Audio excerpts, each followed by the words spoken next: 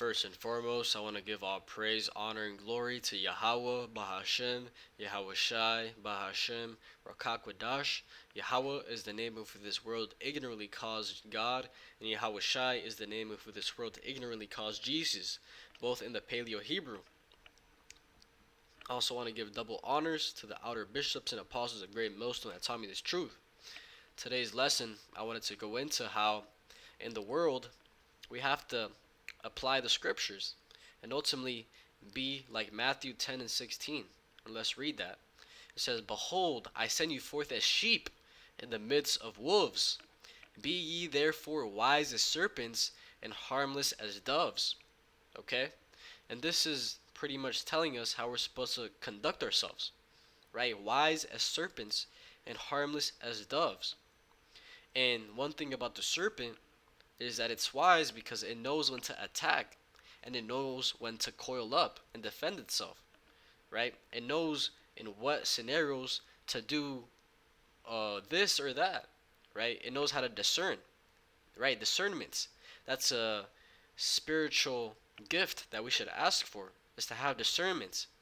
And the definition for that is the ability to judge well, right? The ability to judge when to do something. And when it comes to this world, knowing when to talk, right? Knowing when to shut up, knowing who you should associate with yourselves with, what situations you should get yourself in, right? This is all part of having discernment and being wise as a serpent, harmless as a dove, right? We're not supposed to be out here in this world causing controversy and strife, right? We're ultimately supposed to be like Clark Kent, right? Superman. Because Superman, when he went into his normal 9 to 5, he wasn't Superman. He was normal Clark Kent, another worker. And nobody knew his identity. And that's exactly how the elect, or the hopeful elect, the believers of Yahweh Shai, or Yahweh Bahashim Yahweh Shai, are supposed to be. We're supposed to put on our mask when we go out into the world and be like Clark Kent, being wise and harmless as a dove. Because as it goes into the next verse, it says, "But beware of men, for they will deliver you up to the synagogues, or deliver you up to the councils, and they will scourge you in their synagogues. And ye shall be brought before governors and kings for my sake, for a testimony against them and the Gentiles." Right? Because there's coming a time where the believers of Yahweh Bahashim Yahweh Shai are going to get persecuted for the word, for the truth that we're bringing out, right? The prophecies that are against this kingdom, against this devil Esau Edom, the so-called white man, okay?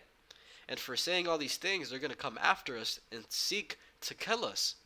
So where we're in the world, we don't want to reveal who we truly are to anyone, right? If let's say you do want to reveal who you are, you're supposed to try that person, right? This is Ecclesiasticus chapter 6 and verse 7, and it says, "If thou wouldest get a friend, prove him first, and be not hasty to credit him."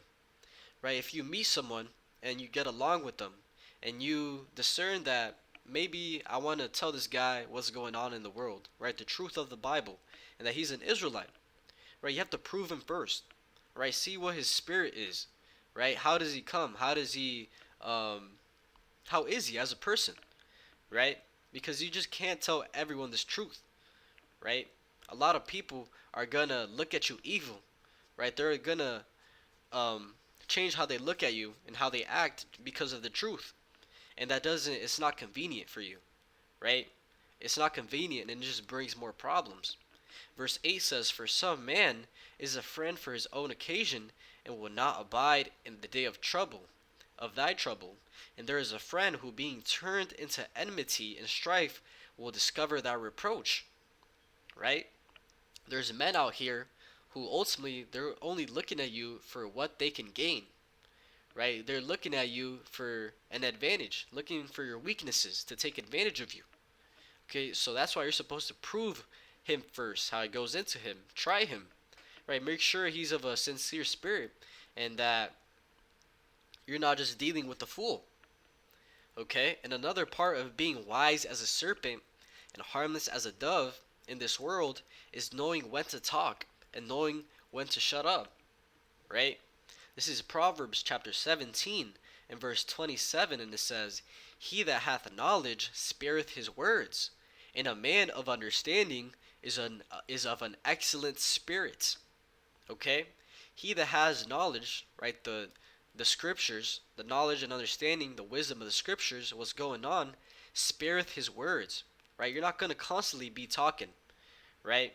Constantly just be babbling about nonsense. That made me think of another scripture. Um, Babbling. Let's see if I can get that real quick. Babbler.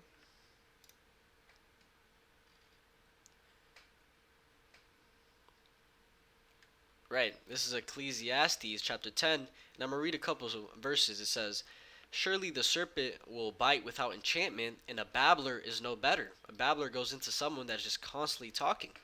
It says, "The words of a wise man's mouth are gracious, but the lips of a fool will swallow up himself."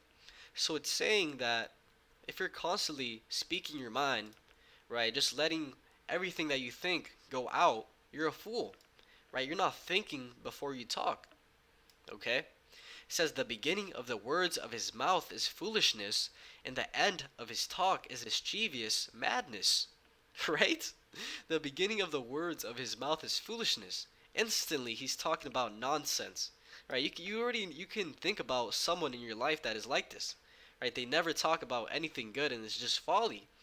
And at the end of his talk is mischievous madness, right? Because as that conversation keeps going and he keeps rambling on, the folly just keeps on increasing, right? He doesn't have an endpoint, a limit. He doesn't know how to discern when to shut up. It says, "A fool also is full of words. A man cannot tell what shall be, and what shall be after him. Who can tell him?" Right? So it makes a clear distinction that talking all the time is foolish, right? You're not being wise as a serpent, okay? So that's something you have to keep in mind, and something we can work on day to day is talking less. It says, Proverbs 17 and 28, "Even a fool, when he holdeth his peace, is counted wise, and he that shutteth his lips is esteemed a man of understanding." Okay? Because when you stop talking and you listen, one thing you can do is you can read the room, right? Because when people start talking, right, and just talking and talking, they reveal, without even them knowing it, who they really are and what they stand for, right? You can discern and just see what the spirit they're in.